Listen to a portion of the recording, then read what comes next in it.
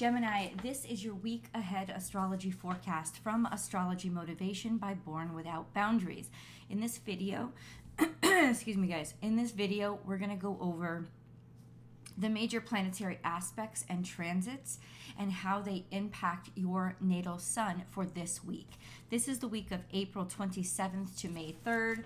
If you want to know what I'm looking at, I got my little notepad down here so I can be all prepared for you guys. Sometimes I can't even read my own handwriting, just a warning. But we're gonna get through this. Video, starting off with the big stuff, like the major transits or aspects that are going to impact everyone, and then we'll focus down more into the specifics and how they impact all Geminis, and then we'll dive into the natal suns and how we're going to relate to the natal suns. Is this? We're going to break the natal suns into 3 groups of 10. So it's called a decan. A decan is a group of 10 degrees. Every zodiac sign has 30 degrees in it. And degrees are everything in astrology because degrees define angles. And the angles define the relationships and therefore the impact or the energy that comes from the relationship between 2 planets. So within astrology, the key number is about 10 degrees. 10 degrees defines really when the aspects or the energies start to change. So every single zodiac sign is broken down into 3 decans or 3 groups of 10 degrees because there's 30 degrees in every zodiac sign. And you'll notice that a lot of times when you read horoscopes or stuff, you just don't feel like it's right. There's a lot of reasons why horoscopes are inaccurate, but one of them is because there's no way that planets are interacting with your sun, with your natal sun, the same way for every single Gemini, because there's so many degrees between, or potentially so many degrees between different Geminis. So to make it super, super accurate, what I'm doing is I'm breaking this down into the 3 decans, and I'm going to be basically drawing up the relationship with your natal sun based on these decans. So if your natal sun is between 0 and 9 degrees Gemini, your natal sun falls within the first decan of Gemini, and your natal sun falls in the first decan of Gemini, and I'm going to refer to you guys as Gemini 1. If your natal sun falls between 10 and 19 degrees Gemini, you're Gemini 2. And if your natal sun falls between 20 and 29 degrees Gemini, you are Gemini 3. So let's start really, really broadly. Okay, so how do you know where your natal sun is? I'm assuming most of you have your natal chart already. I will give you estimated dates as to the dates that correlate to the degrees in Gemini, or the dates that correlate to the decans. But remember, those are just estimates. And if you really want accuracy, go and grab your natal chart. It's really easy to get a natal chart. All you got to do is go online and search free natal chart. And there's a lot of websites that do it. What you'll need is your birth date, which you already have, your birth time, and your birth location, all of which is on your birth certificate. All you have to do is enter in that information. You don't even have to give your real name. It is private. Nobody holds on to your information, I don't think. And it just spits out your natal chart in a couple of seconds. So it's actually really easy to attain.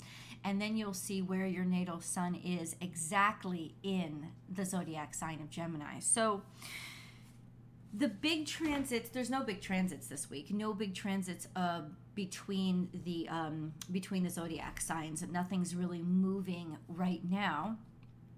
There is movement between the decans within specific zodiac signs, which is why it's important for you to listen to the whole reading, because something may be impacting you in the beginning of the week, but clear up by the end of the week. And conversely, something may begin in the middle of the week and be with you for the rest of the week that didn't start out that way. So just an FYI, give this whole video a listen, especially if you're enthusiastic about astrology.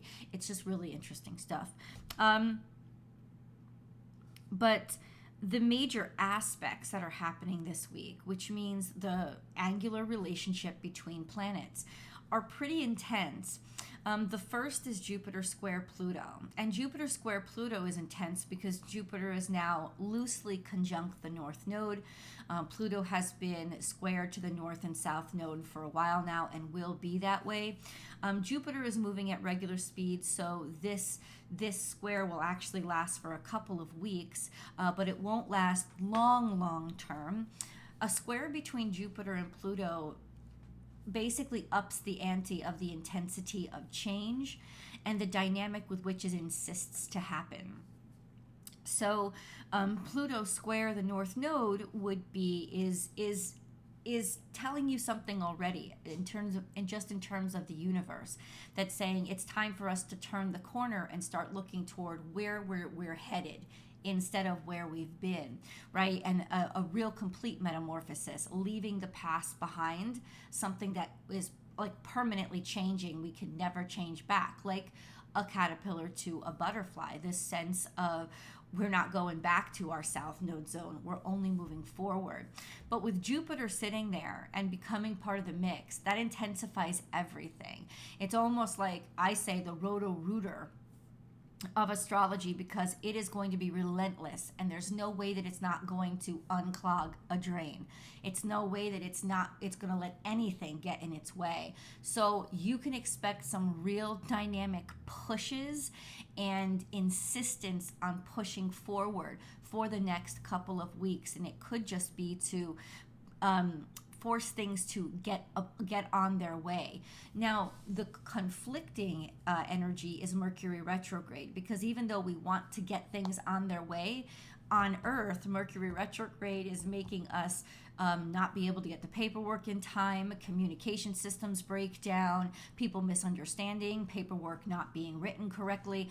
All of those regular Mercury retrograde things are going to hold us back from our push forward. So I think what we can glean from the both of them happening is move forward, be relentless in your decision to do it and in your courage to move forward, but not in your execution. Take your time, because this is a permanent change. These permanent things are happening. What you're going to want to do is make sure that everything is done. Like you're going to want to be facetious about, almost pedantic about how you get things done, and Mercury retrograde is going to insist that you do that everything is put into place correctly and done correctly. And that's basically what we're picking up this week. Saturn is quincunx to says a square to Mars, which is also going to frustrate us. It's meaning that once again there's a slowing down of, but there's standards and there's contracts, and this has to happen, this has to happen, this has to happen, to make sure that things get done correctly. And I think that's what we're being called to do, is like, yes, things need to change, but these energies that are slowing it down to understand how things are changing, and hopefully to make sure that the changes are permanent and healthy, hopefully. We also have another very confusing aspect in the air, which is Venus. By, I think, the 29th, Venus will be square to Neptune. And this could give us very rose-colored glasses energy, very rose-colored glasses kind of feeling or sentiment of being tricked easily, being fooled easily, being too dreamy to realize what's really going on. And so it's like we have this layer of maybe toxic optimism versus this layer of almost toxic pushing forward when Mercury retrograde is trying to get us to slow down. So this could be a very frustrating week of push and pull and feeling a lot of undue pressure on yourself. Just trust, pray, and things will actually work out in their due time. Nothing is actually going as slow as you think it is what I'm saying. Now, for you guys, you should always be aware of where Mercury is, because Mercury is your ruling dignitary, and it moves pretty fast, so it'll cause dynamic changes in you. About every 3.5 weeks, Mercury will move from one zodiac sign to another, and now when it's in retrograde, it sticks around for longer. So it's in Taurus for a while. It's in Taurus until May 5th. No. It's retrograde until May 15th. It's in Taurus until the end of May. What does this Mercury retrograde mean for you? Well, let's start with the angles, with the geometry. So Mercury retrograde will move between 13 degrees. It starts off at 13 degrees Taurus, which means it's in the second decan of Taurus, and then it's going to move to 10 degrees Taurus by the end of this week. On May 1st, it forms a perfect conjunction with the sun. So on May 1st at 11 degrees Taurus, Mercury retrograde and the sun come together. While this is happening between the 30th of April and the 2nd of May, Mercury is also going to be semi-square to Neptune. So there's a confusion here. It's almost like Mercury retrograde is exposing something that is going to put a chink in your fantasy chains. That's kind of what it is. So especially around the later portions of this week, from the 30th to the 2nd, there is this energy of, a lot of things are coming to light that are forcing you to wake up from a dream or challenging that dream, saying things that kind of are more frustrating, because they're revealing what needs to be revealed. And this is frustrating energy. I'm not saying it's necessarily bad news or news that would end things, but I think that it's going to challenge a veil that has been put up, and that actually could be very, very good for us all. But I also think it's going to piss us all off, because we're going to be very frustrated that any of this was happening. It's almost like that scene from The Wizard of Oz when Toto runs and pulls the curtain back to expose what the wizard really is. It's kind of like that. Those days seem to be putting a spotlight on how things were really functioning, how things were really working, or I think dysfunctioning or malfunctions, and that's going to be really irritating and frustrating. But though it's going to be good, the expose is going to kind of piss us all off. And for you guys, I think especially a group of you, it's going to come as no surprise. And what's going to be frustrating is, I've been talking about this. I've been saying this. I've been trying to bring people's attention to it, and yet I haven't been listened to. So there will be frustration there and maybe real irritation for you guys. Let's dive into the decans. Okay, so Gemini ones. So those of you definitely May Geminis. Definitely, especially early May. Late May could be Gemini 2, could start Gemini 2, say the 29th or 30th or 31st, or I don't know if May has 30. Yeah, I think so, 31 days.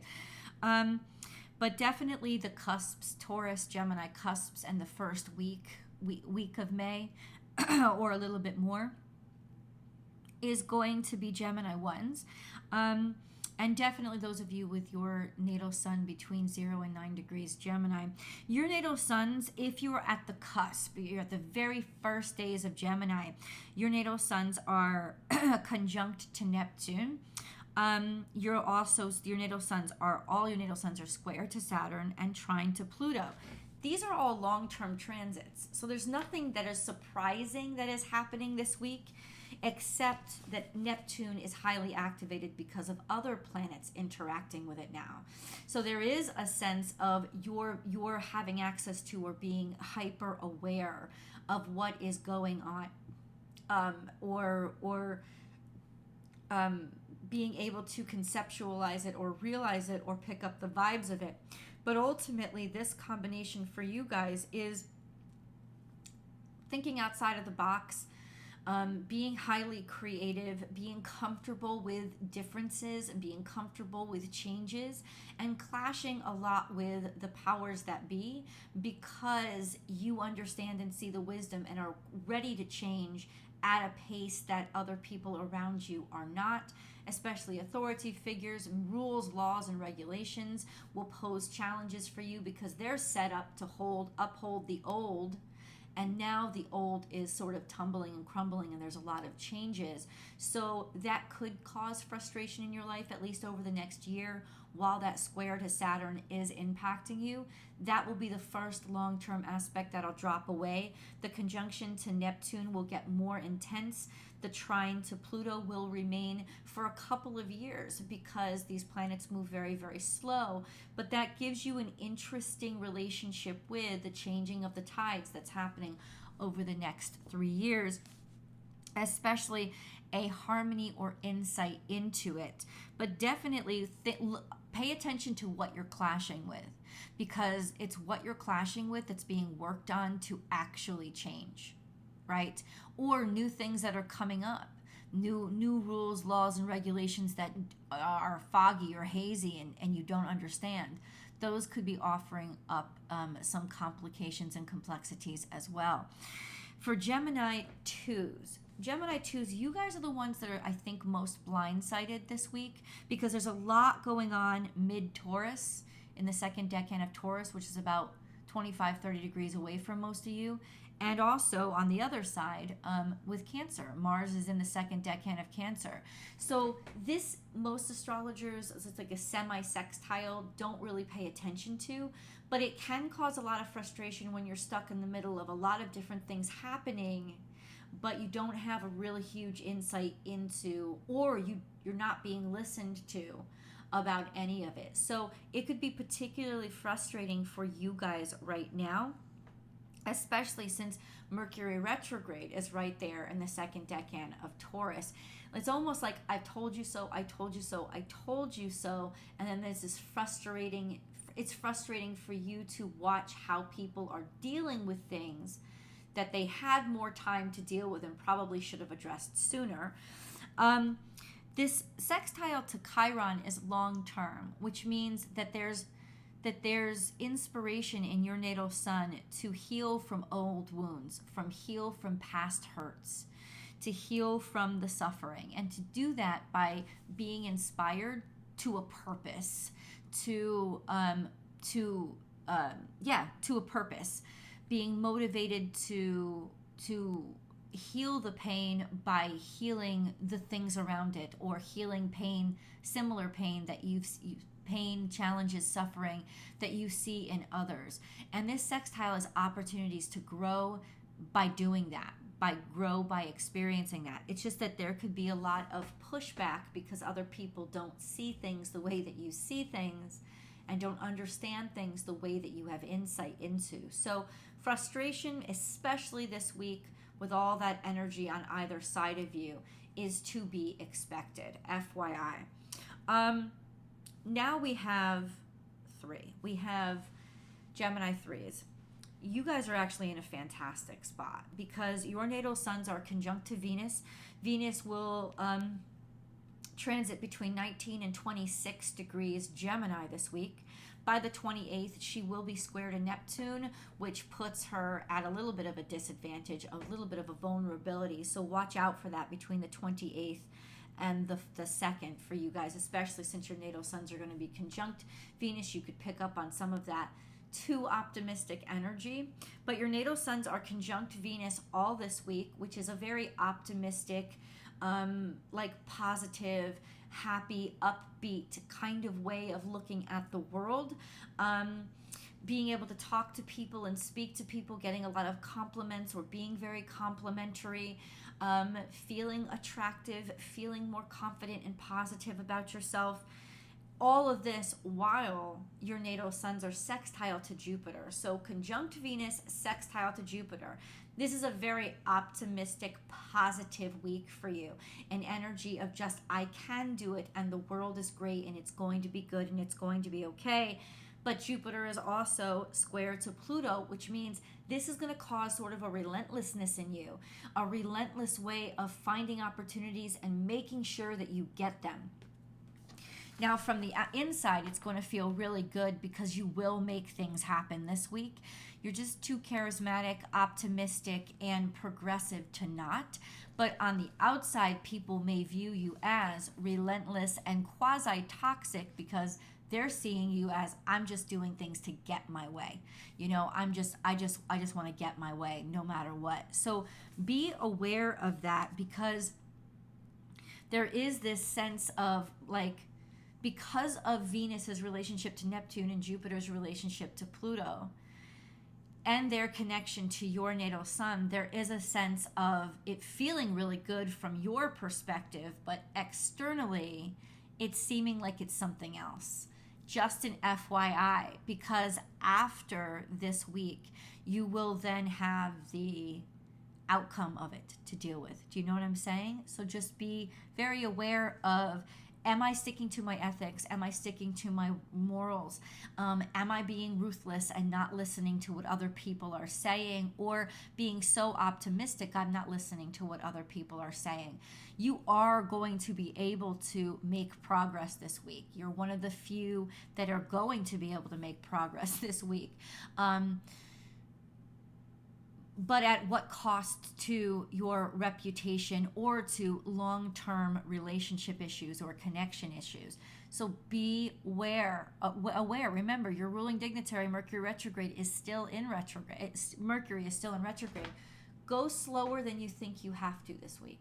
You may be sure of yourself, but everybody around you is not, and they're going to look at you like a bully. Not that you are. You know, if Mercury weren't in retrograde and all these squares weren't happening, maybe everybody would just be cheering you on. But there is a clash there, external to internal. Like internal, you're just gung-ho to move forward. And external, people aren't ready, you know? So just be aware of that dynamic as you make progress this week, which you absolutely can and will. But my suggestion to you would be to go slower than you think you have to. You are, like I said, square to Neptune. Your natal suns are square to Neptune all week. So that also is very much deceptive energy or self-deceptive, deceiving yourself, not seeing things clearly, believing too much of a good thing is true instead of being more skeptical about it. This is why the pause or slowing down is really helpful for you this week. Long term, you've been in that square to Neptune for long term, but it's exacerbated now because of all the energies and the aspects that are acting upon it. Another long-term aspect is you're trying to Saturn. Your natal suns are trine to Saturn. That means harmony when it comes to authority figures. That means harmonizing some rules, laws, regulations, or obligations that you've had. Being able to create a harmony with those issues in your life. So that's long term, and that will continue, though I think there's a few chinks in the chain that are going to happen this week. And then we have a quincunx to, a quincunx to Pluto. That's also long term, which means frustrating. When you're changing dynamically, but there's a lot of frustration that's going to come from those dynamic changes. And I feel, in your perspective, it's because other people aren't necessarily ready for them. Just an FYI. A lot of these changes kicked off when the North Node was in Gemini. So in a lot of ways, you're still getting the kickback of having insight into the way to move forward before everybody else is ready to. And with that continued quincunx to Pluto, there is that essence of change, being frustrated when you're trying to make change, and the response of the world around you. So just an FYI, guys, for this week. I think overall it can be very beautiful for Gemini 3s, but it's not going to be without its frustrations because of everybody around you. Let me know in the comments below how this energy is impacting you, Gemini. Definitely subscribe to this channel so that you can get all the notifications and updates and help this channel grow. And then come on over with me to enjoy your weekly tarot card reading from Born Without Boundaries Tarot. I'd love to see you guys there. I'll see you next week.